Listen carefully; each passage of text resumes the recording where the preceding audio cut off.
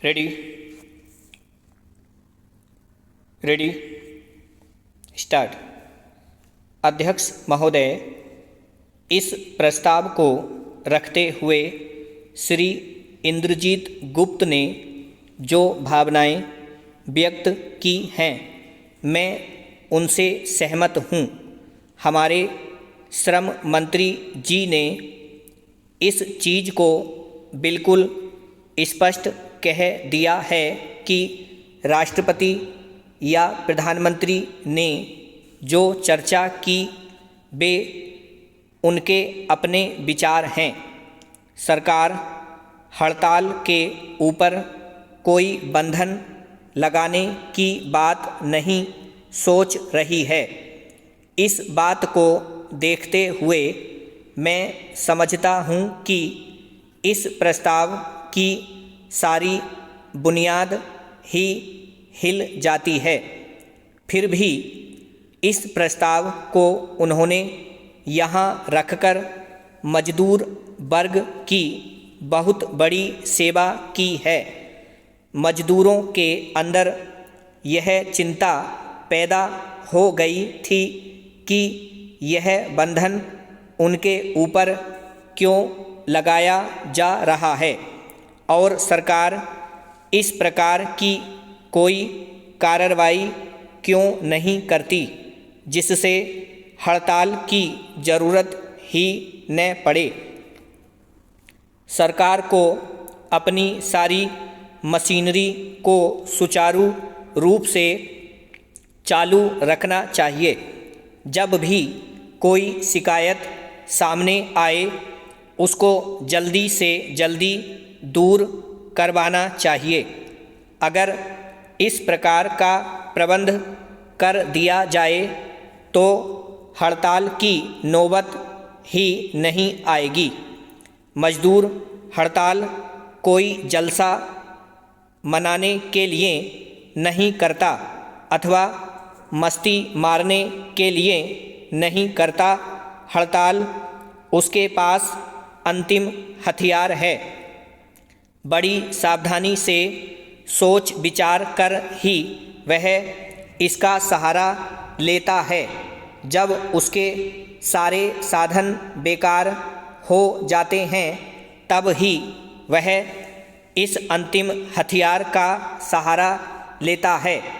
जब वह हड़ताल के अंतिम हथियार को उठाता है तो उस समय वह इस बात के लिए तैयार होकर उठता है कि उसको किसी भी तरह की कुर्बानी करनी पड़ सकती है और बहुत अंशों में उसको कुर्बानी करनी भी पड़ती है। ऐसी हालत में वह इस अंतिम हथियार को क्यों उठाए, लेकिन मजबूर होकर ही उसको इस हथियार का सहारा लेना पड़ता है। सरकार चाहती है कि मालिक और मजदूरों के झगड़े का निपटारा वह किया करे और उसमें दखल देकर सही रास्ता निकाले। आमतौर पर यह हो नहीं पाता है और इसका फल यह होता है कि हड़तालें होती हैं।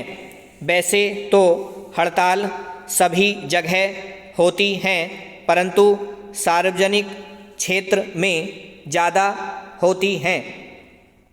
अंत में मैं मंत्री महोदय से निवेदन करना चाहता हूं कि सरकार अपनी स्थिति को ठीक करे। अगर सरकार अपनी स्थिति और अपने कानूनों में सुधार कर ले तो हड़तालें बिल्कुल ख़त्म हो सकती हैं। हड़तालों के ऊपर बंधन लगाने से वे ख़त्म नहीं होंगी। सरकार को इस संबंध में यह सोचना होगा कि मजदूर क्यों हड़ताल कर रहे हैं। सरकार को उनकी मांगों पर सहानुभूतिपूर्वक विचार करके उसे ख़त्म करने की कोशिश करनी चाहिए। अध्यक्ष महोदय, मुझे खेद है कि सदन के सामने जो बिल पेश किया गया है, मैं उसका समर्थन नहीं कर सकता। हम देखते हैं कि जहाँ तक भ्रष्टाचार को कम करने का प्रश्न है, अभी तक कानूनों के द्वारा उसमें विशेष सफलता नहीं मिली है। इसलिए देश में आम तौर से यह मांग की जा रही है कि ऐसे ठोस कदम उठाए जाएं जिनसे सब प्रकार के भ्रष्टाचार को समाप्त किया जा सके। मैं समझता हूं कि इसी भावना से प्रेरित होकर सदस्य महोदय ने यह बिल सदन के सामने रखा है। इस संबंध में मैं यह निवेदन करना चाहता हूं कि केवल कानून बना देने अथवा कानूनों में संशोधन कर देने से ही भ्रष्टाचार का अंत नहीं हो सकता है। हम जनता से प्रचार करके तथा अपने व्यवहार द्वारा इस काम को और भी अच्छी तरह से कर सकते हैं। आज आवश्यकता इस बात की है कि समाज का जो ढांचा है उसमें परिवर्तन किया जाए। जब तक समाज का ढांचा नहीं बदलेगा तब तक भ्रष्टाचार दूर नहीं किया जा सकता। इसमें संदेह नहीं कि यह तो एक बहुत बड़ी बात है जिसको करने में समय लग सकता है, लेकिन कम से कम इतना तो आसानी से किया जा सकता है कि जो लोग शासन को चला रहे हैं वे ऐसे आदर्श कायम करें और ऐसा जीवन व्यतीत करें जिससे लोगों में यह भावना पैदा हो कि भ्रष्टाचार करने पर उनको हानि उठानी पड़ेगी। हमारे समाज तथा हमारे प्रशासन में इस तरह की स्थिति अभी तक उत्पन्न नहीं हुई है। मैं कोई खास मामला तो आपके सामने नहीं रखना चाहता हूँ, लेकिन आमतौर से भ्रष्टाचार के बारे में जनता में जो भावना है उसकी तरफ इशारा करना चाहता हूँ। महोदय, भ्रष्टाचार न केवल सरकारी कर्मचारियों में है बल्कि उनमें भी है जो निर्वाचित होकर आते हैं और जिनका कर्तव्य जनता की सेवा करना होता है। इस संबंध में मैं यह स्पष्ट कर देना चाहता हूँ कि भ्रष्टाचार की श्रेणी में केवल वही कार्य नहीं आते जो आर्थिक लाभ के लिए किए जाते हैं।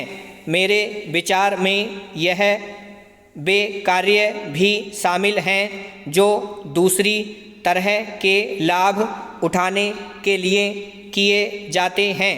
जो कार्य पक्षपातपूर्ण होते हैं या इस उद्देश्य के लिए किए जाते हैं वे भी भ्रष्टाचार की श्रेणी में आते हैं। अतः सरकार को चाहिए कि समाज से भ्रष्टाचार का नासूर शीघ्र से शीघ्र समाप्त कर दिया जाए। राम।